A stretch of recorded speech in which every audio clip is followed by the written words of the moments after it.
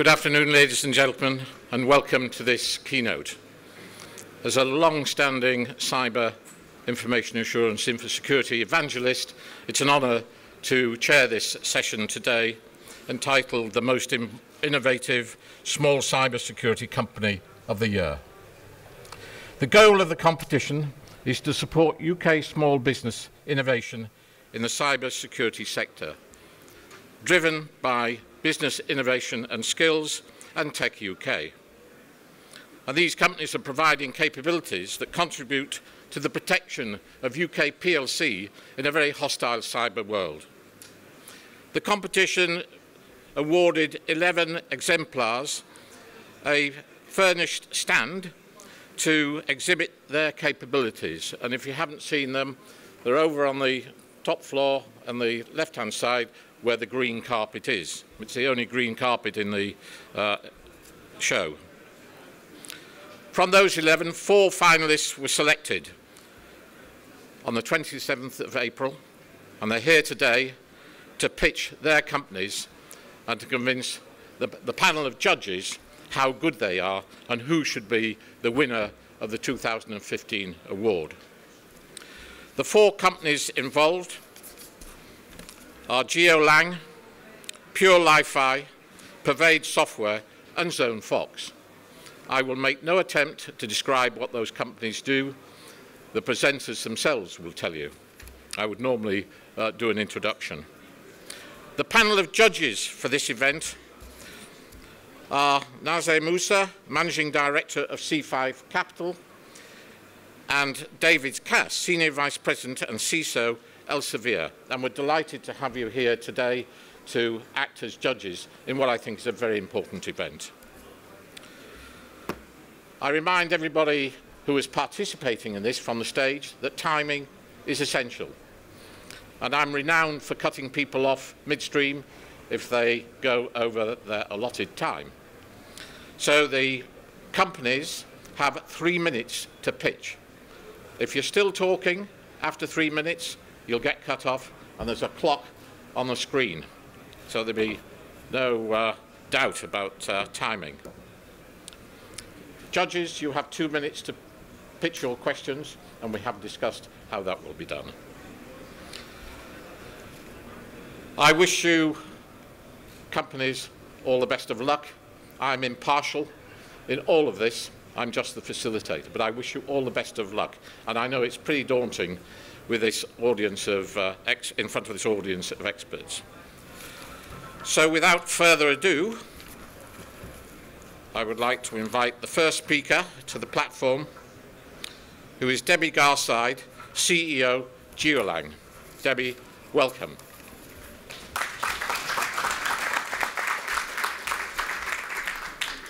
Your time starts now. Good afternoon. I'm Debbie Garside, CEO of Geo Lang, and this is my colleague Arjun Ponasamy, and we're here today to introduce you to our patented data loss prevention technology, ASIMA.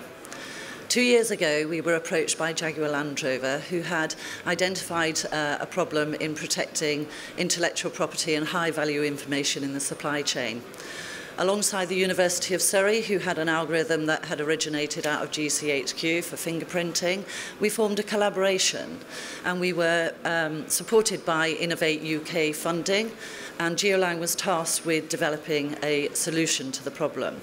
Since then, we've raised 7 times that amount in equity funding.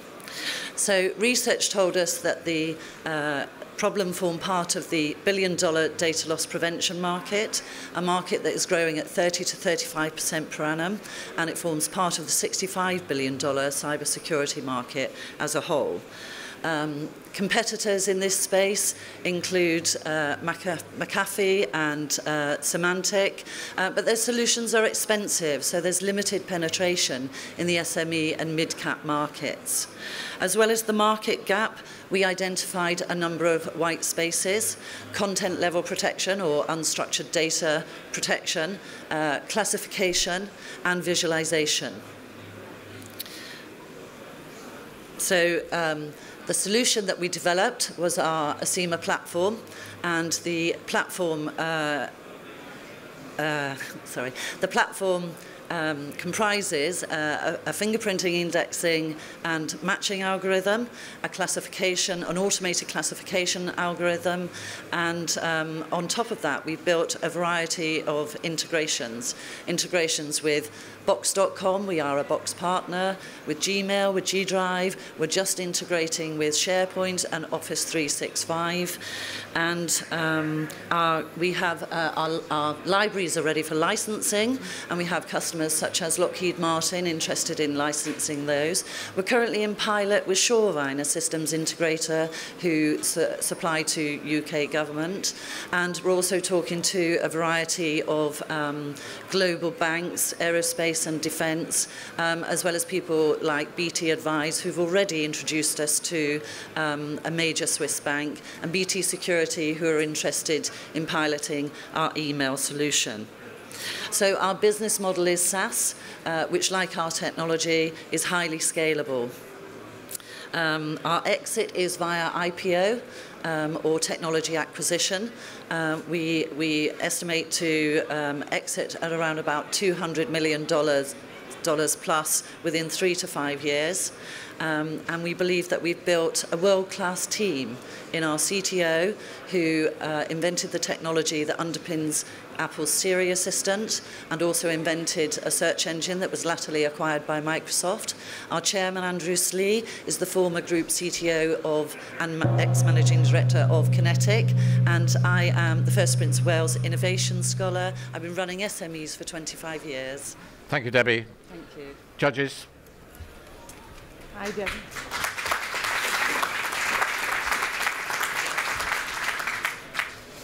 Hi, Debbie. Thank you for that. That was a good presentation. So the data loss prevention market is a market we like a lot. At C5 Capital, we've looked at this market quite a bit. We like the growth aspects of it. Two questions for you. The first one about the technology and the second one about your actual end market. One of the difficult aspects of this is really how is the dynamic nature of confidential information and IP. How is your approach different in that regard to McAfee, Trend Micro, et cetera, in terms of keeping track of how something is confidential but then over time evolves? Okay, so what we do is we protect at content level. So what our competitors are doing is they're protecting keywords and structured data, and we're protecting unstructured data. So if you can imagine a patent, for instance, we can put that patent into a vault, and every time we detect any of the content within that patent, we can intervene. Could you speak into the speaker so the audience can hear as well? I do have a question from a deployment point of view. One of the big challenges running DLP is usually the complexity that makes it shelfware half the time. So how does an enterprise go about deploying it?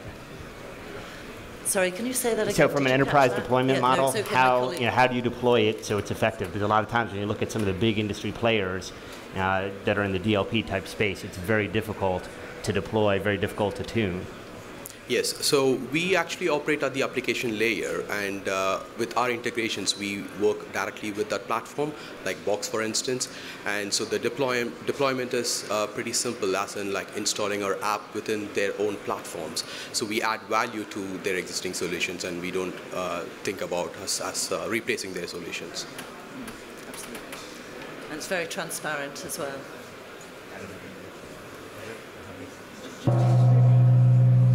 Sorry. Debbie, thank you very much indeed. Thank you.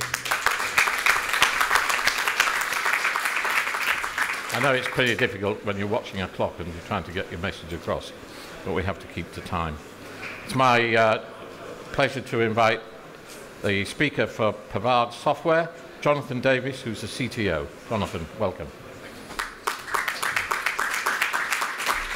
Your time starts now. That was very quick. Hi, I'm Jonathan Davis. I'm the CTO from Pervade Software.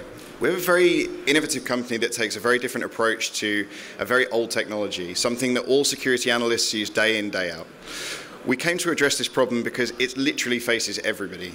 When you have technologies which monitor IT equipment in order to monitor them for security purposes, you have to use multiple systems. You have to today. You have one system monitoring your log information, be that a log management software, SIEM software, or SIM. You also have configuration auditing technologies, you have vulnerability scanning systems, you have asset monitoring systems. If you take a look downstairs, it's probably about half the floor space. We wanted to approach the market in an innovative way and say, why can't a single technology collect all of these different data types, store them in a database that allowed correlation and reporting of all of that data, not over a very short 3-week period, which is what most SIEM systems are limited to, but a longer period, 1 year, 2 year, 18 months, so that you can provide this long-term trending to find longer-term threats such as APTs. In order to do this, we had a 2-year self-funded development phase where we developed a brand new type of database, and that's really the innovation which we have presented at awards such as this. We created a new type of database where data can be written to disk as an object rather than having to deconstitute in and out of relational database tables, which really are the rigidity that block other vendors from being able to do what we do. We now have both the database and the collection engine that allows us to collect and correlate log, config, asset, net flow, performance, file integrity monitoring, and all these other data types that would be concerned to security professionals. Once the data is in our system, we then added an extra component that allows us to audit all of that data against regulatory standards such as PCI DSS, ISO 27001, and so on. The ramifications of what we've achieved technology-wise means that a single person through a single system can see the details of security events as they happen, in addition to the cause of and effect of those events. A single window can show me, yes, John made a configuration change at 10:04. This is the exact change that he made. And as a direct result of the change, it introduced a new vulnerability and put me out of compliance with PCI DSS. That's never been available in a single system before. It still isn't, even though we're 12 months down the track of having had the product on the market. Since we've had the product on the market, we've signed up some great thought leaders, the TMF Group, BT Global Services, and several companies that have used the software in over 80 countries. The software is being used today to help people achieve compliance with regulatory standards, as well as purely for security monitoring purposes. I'll finish early. That's good. Thank you very much. Judges, over to you. So based on it being object-oriented, is there a limit to the amount of basically data that you can collect? No, it's a really great question. It's the way that we architected it, the way that we did, is so that we're basically like a giant web server, so we continue to grow active clustering and forever. I mean, our model is based on Facebook, so we can continue to add central servers and data collectors and just grow and grow and grow. Actually, the reason why BT Global Services were interested in us in the first place, the market-leading SIM system that they were using at the time capped out at around 10,000 events per second. They were monitoring, with our system, 40,000 events per second from a single server in the cloud without worrying. Do you see yourself as replacing a SIM? As replacing a SIM? It's very difficult. Lots of companies have made investments heavily in SIM, and so it was very important for us from day one to have such a flexible collection engine that we can work with existing SIMs to pull out the back end. For example, with Splunk, LogLogic, and others, we can pull data out of the back end of their SIM, and we treat it exactly the same as if we'd have collected it directly from the device. But if we come across companies like in the European market where SIM is not as widely deployed, we can quite happily replace the exact functionality. Does it function as a lightweight agent that's getting installed in instances for virtualization, or? Great question. Again, we don't do agent-based, so we are completely agentless technology. We do not need to install any software on any of the servers, routers, or firewalls that we monitor. We install a small, lightweight data collector. Our deployment model is either through software, and we have ready-made packages for Ubuntu and CentOS, or we can deploy as a virtual appliance. So if you run VMware or you run in the cloud, you just copy and paste the URL into the box, and it automatically builds our system. Once we have that data collector, it gives us the point of presence on the network or virtual network that allows us to provide 100% of the system functionality, even with no firewall or config rule changes. Jonathan, thank you very much indeed. Thank you, judges. Our third pitch comes from PureLiFi. I'm delighted to welcome to the stage Nicholas Serafimovsky and Harold Bouchard. Nicola is the Director of Product Marketing, and Harold is Chief Operating Officer. You have 3 minutes starting now. Hi, we're PureLiFi, and we're here to present to you today a novel wireless communications technology called Li-Fi. Li-Fi, as you can tell by the name, is a service akin to Wi-Fi, except we modulate the intensity of LED lights to communicate data wirelessly. Specifically, Li-Fi refers to the high-speed, bidirectional, networked, and mobile wireless communication of data using light.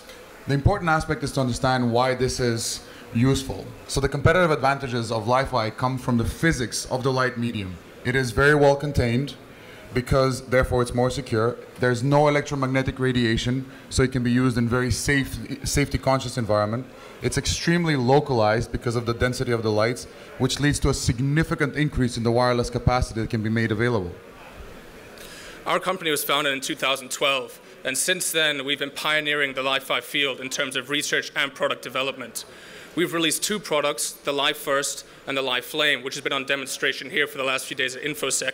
And this has allowed us to engage with partners across various industries, including lighting, wireless communications, healthcare, and specifically in security, we work with major players such as Boeing, Cisco, Rolls-Royce, IBX to supply secure communications for their applications. And so that brings us to the reason why we're all here. How does Li-Fi improve the security of our system? So first and foremost, the light medium itself is very, very well contained. The uplink and the downlink are done on 2 different frequencies, which means that anyone that's listening to the conversation will only get 50% of the data, resulting in 50% entropy. On top of that, if you look at how many lights you always have in any ceiling, with Li-Fi access points, you can much more precisely determine the location of a user. And I can use this location as a 3rd factor in my authentication mechanism.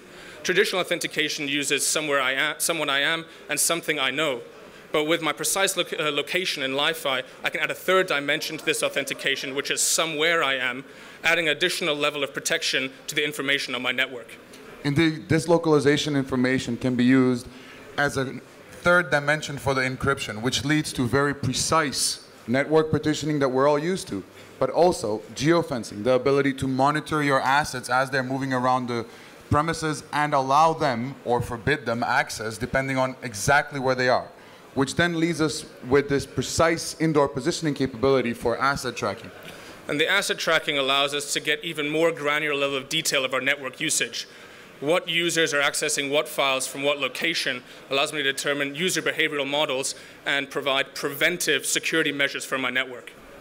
So we believe that Li-Fi has a significant competitive advantage when it comes to traditional cybersecurity and can offer this advantage in the security and defense space. And we're looking for partners to work together to really bring forward and create a real value proposition and move this into the security industry. Thank you, Nicola and Harald. Judges. Definitely a very interesting communications means. How capital intensive is it if we're going to deploy it in a typical office building as far as compared to your Wi-Fi infrastructure? So currently where we're at is because we're producing in relatively low volumes and with discrete components, you're absolutely right, the technology is more expensive than it would be with Wi-Fi. However, we're already working with partners to integrate Li-Fi technology into access points, and in the future we're looking at integrating into devices. So the cost of the Li-Fi mechanism will actually be included in your infrastructure. It'll be just in the same way as that, probably cheaper than Wi-Fi is per megabit per second now. And just to add to that, we are working with Cisco as one of our partners, so our devices are enabled to work with that backend. So they are designed to literally be a plug and play, and all of those beautiful things like network partitioning, asset monitoring, heat maps, all of that stuff can be readily deployed. How's the bandwidth capacity compared to traditional Wi-Fi? Well, the bandwidth of the visible light medium is 10,000 times larger than what we use in radio frequency right now. And actually in the lab, we've shown up to 15 gigabit per second from a single light source. On top of that, because you have so many light sources in the same area that you have a Wi-Fi access point, we can improve the data density or the area spectral efficiency by between 100 and 1,000 times compared to typical RF. 2 questions from me, if we can get them in. First one is on the security side. do you still not need encryption and the typical security that is required? In other words, you're not actually replacing something. And the second question I had was about use cases. Is this really for just the very hyper security deployments? So the first question, no, we do not replace the security. All of the standard encryption, for example, 802.1x, all of that is available on the back end, and it should be used, absolutely. In terms of deployment and use cases, anywhere where you have light, you can have Li-Fi communication. So underwater, EMI, hospitals, power plants, conference centers. Thank you very much indeed. Thank you. Thank you, judges. And now for the final pitch, and this is from ZoneFox, and I'm delighted to welcome Matt Little, CTO, ZoneFox, to the stage to give his 3-minute pitch. And your time starts now. Barclays Bank, Target Supermarkets, and DuPont. What do they have in common? The answer is simple. Each of them had made significant investments in traditional security controls, and yet none of them had detected insiders stealing confidential data and intellectual property from them. In these cases alone, losses ranged from 27,000 customer files to almost $30 million of intellectual property. So what had these companies forgotten? Traditional approaches have usually focused on prevention. The assumption has been that you can block all unauthorized attempts to access your network. They also assume that the people who you do allow access to your data will never have nefarious intent. We at ZoneFox think that the cybersecurity landscape is evolving in tandem with the increasing number and complexity of attacks, and we have developed the patented ZoneFox solution to give you what traditional products have failed to deliver: direct visibility of your data and your users' activities in real time. ZoneFox's detection solution captures data about all activity on the endpoint and stores this data for investigative purposes, and concurrently compares user activity to a company's security policies. Unlike Windows or other auditing, it can do this without bringing the machine to its knees, and makes details of the user's activities and data access available immediately in a central web portal. Our machine learning algorithms build a profile of a user's activities and compares this profile to their own historic activity and also the profile of similar users to detect changes in behavior and potential malicious activity. We don't rely on second-hand information from server logs or network activity to build this profile. We're able to create it directly from the user activity on any protected endpoint on any network. ZoneFox was formed in 2010 as a spin-out from Edinburgh Napier University.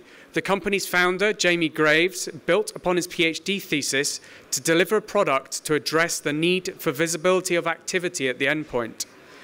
Over the past 4.5 years, the ZoneFox team refined the product to the point that it could be taken to market, and we're now growing our number of UK customers and beginning to scale the business, initially within the UK, but ultimately within the US and globally.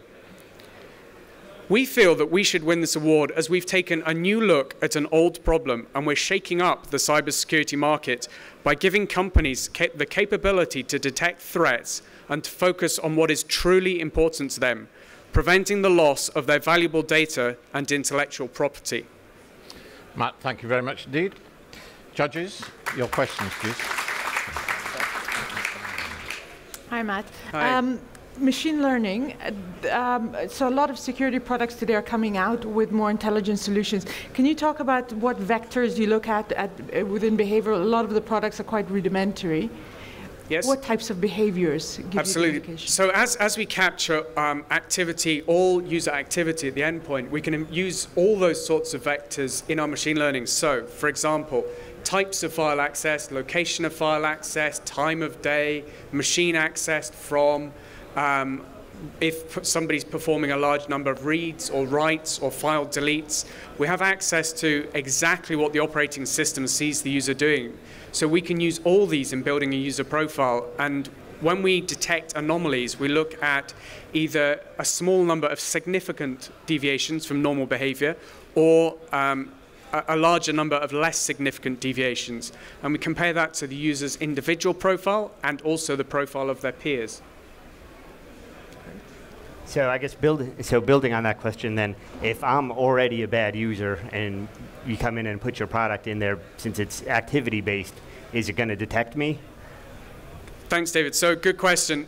The answer is we believe so because of two reasons. One, you have the rule-based detection also. So if someone is breaching security policy from day one, we will detect them. But what we've also done is compared someone's profile to their peers.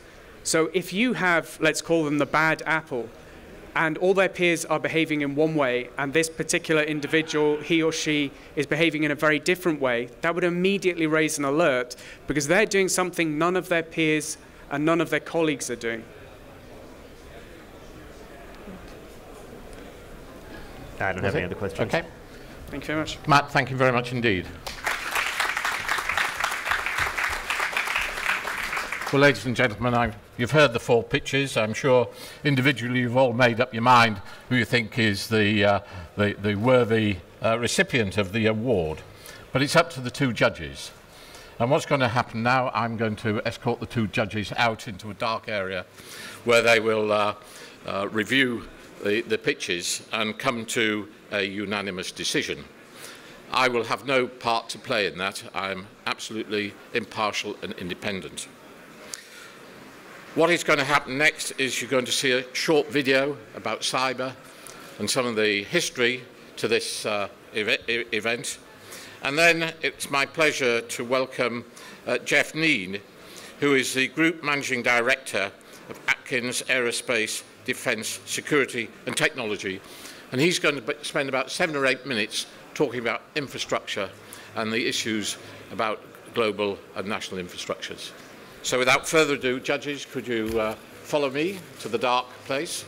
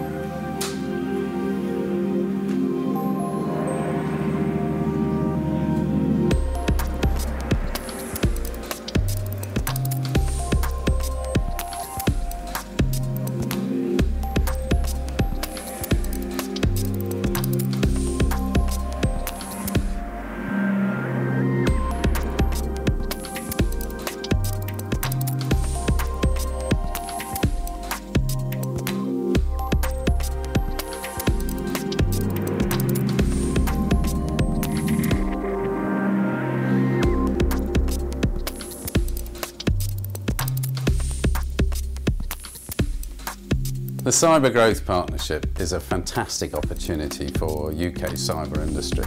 What it's all about is a partnership between the government, between industry and academia to build capability in the UK, but very particularly to use that capability to export. But what's particularly interesting and exciting is the number of small and mid-sized, fast-growing companies that are contributing to this. We have mapped across the country over 2,000 companies that are experts in all aspects of security and are wanting to export, and the Cyber Growth Partnership is helping them to do that. The opportunity for the UK companies to grow and export around the world covers all parts of industry. This is not just about national safety and defence, it's also about financial services security. It's also about securing the internet for online commerce, and it's about security of critical national infrastructure. In each of these areas, the UK has shown that it's got capability and can be a world leader, and that's what we're attempting to grow and intending to grow with this partnership.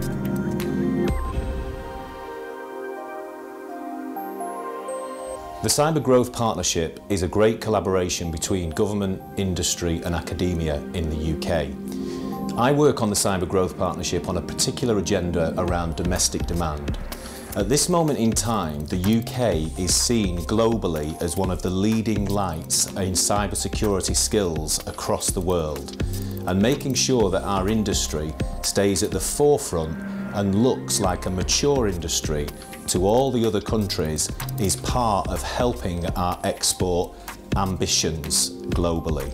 So the domestic demand agenda is really to support all the great work that government has already done to enable the small and medium companies, the small manufacturing companies that are a 200-person firm in the Midlands that need to ensure that their products and services can be delivered globally in a safe and secure way, but they can utilise the technology of the web.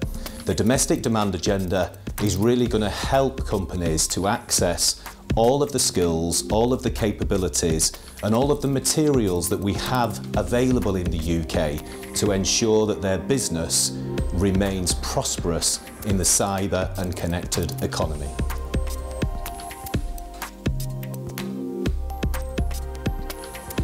I'm from Cybersecurity Challenge UK, and we're engaging with the Cyber Growth Partnership in a programme of mentoring and cyber insight camps for university undergraduates who are studying computing and related subjects. The point of the programme is to encourage undergraduates to look at cybersecurity as a future career. It's particularly important as we have a huge shortfall in appropriately skilled people, and yet a huge requirement for such people, and an increasing requirement. So much data flows across our systems these days, and we really need cybersecurity professionals to secure that data. Cybersecurity Challenge UK is a small not-for-profit organisation, and our mission is to get the right number of appropriately qualified people into the cybersecurity profession. We fulfil our mission by running competitions. We do this in a very innovative way.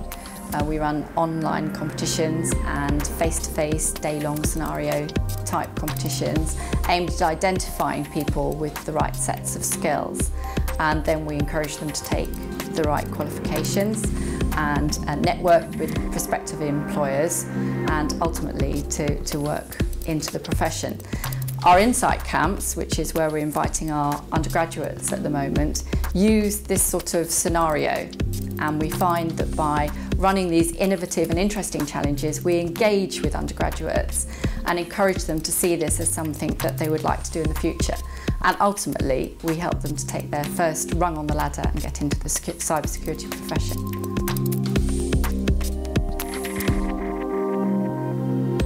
Interseed is a UK cyber security company. We're a medium-sized enterprise listed on the London Stock Exchange. We've been a founder member of the CGP, and through the CGP we've enjoyed many benefits. The main benefit has been the ability to promote Interseed's MyID digital trust software to large UK primes for export around the world. We've been privileged to be able to work with UKTI and other UK major primes to exploit these markets with Interseed's innovative market-leading software. The main benefits we get from being part of the CGP is access to UK primes. It's the ability to participate in the highest level with UK trade missions. Other advantages of being in CGP is we can actively participate in helping the UK grow and build significant cyber skills so that we can build the innovative base we already have in the UK to be a major exporter, not only to established markets such as the US, but also into new large emerging markets.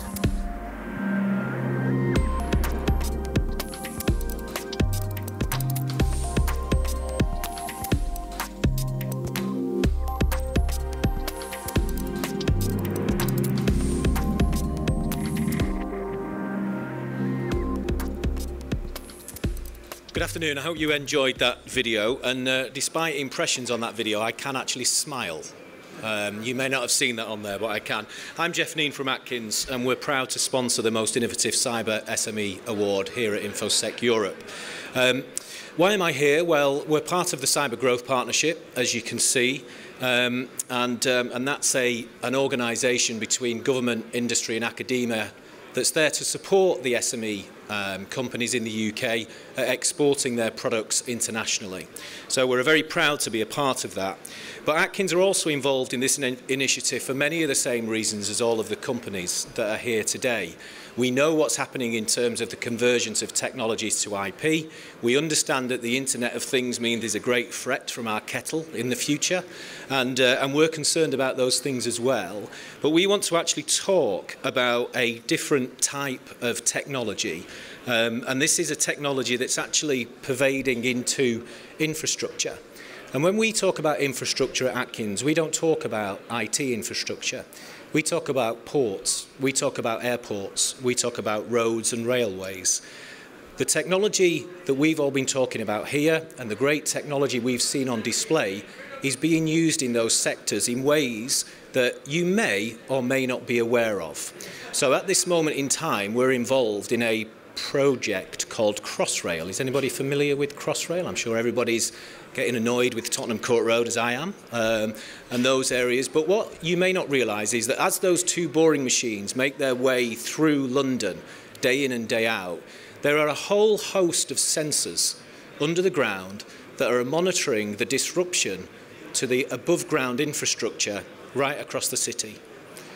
Those sensors work on exactly all the technologies that we've spoken about today. They would be available if they weren't secure across IP, and they would be able to be hacked into should anybody understand how to do that. Now, the infrastructure above ground in London is quite important to lots of us here, so being able to monitor those signals in an accurate way to make sure that those boring machines are not actually causing any structural integrity issues in all of that infrastructure above ground is something that we do on a daily basis. But we rely on those signals giving us data integrity. They have to tell us that those machines are not causing any damage, or they also tell us that there is a risk of damage, so we would stop those machines from moving on a particular day.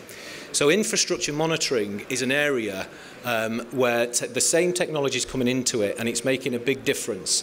And I hope that we can bring all of the innovation that we've seen here over the last week, all of the innovation from the SMEs that we see, into that environment. Regent Street's another area where every building on Regent Street now is intelligent. That can also be monitored. I don't know why, but it can. And that technology, again, is available in all of the same ways. So what could happen if somebody wanted to be malicious around the use of that technology or stopping that technology working? And the one that I'll finally finish with is the fact that the signalling systems on most rail networks are actually being upgraded so that there will no longer be physical signals on the trackside. But that will actually be via communications that are in cab with the driver. Again, that will all be based upon the same technology that we're using today. Kind of a sat-nav, if you like, for the rail network. But where would we be, actually, if that was easy to access and somebody with malicious intent could get there?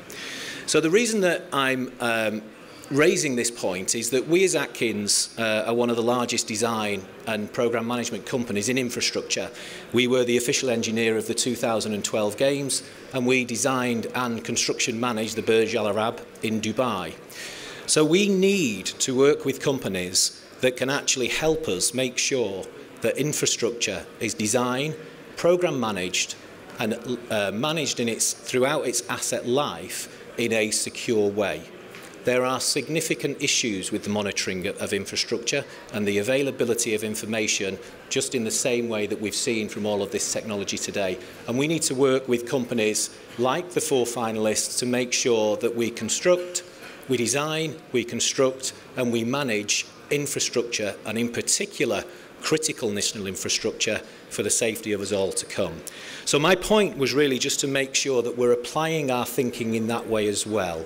A lot of what I've seen is based around the IT agenda, but actually there are a lot of cranes above London at this moment in time. Turn your thoughts to those cranes as well and just ask yourself, how safe is the data that's involved in that project, and what could happen to it if somebody wanted to be malicious with it as well? So I think, I don't know whether I've got a timer behind me actually, but I was hoping that I would get the countdown clock like the others. It looks like John's here and he's going to ask me to move on soon. But so I'd like to thank you all the companies who entered this award. Particular congratulations to the 11 that made it here, and I'll just finish by wishing luck to PureLiFi, ZoneFox, Pervade and Geo Lang. Thank you.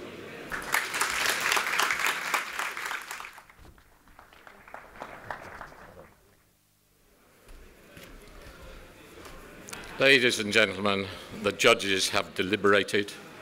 They have come to a unanimous decision. Could I ask the 4 companies to come and stand in the centre of the stage, please? And could I also ask Stuart Bladen, who is the Vice President of HP, who is a sponsor for this event.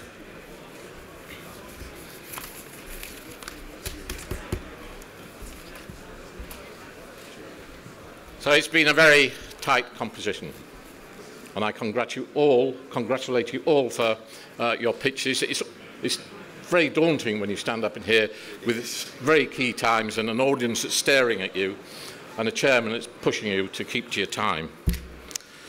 So, the winner of this year's Most Innovative Small Cyber Business Company of the Year is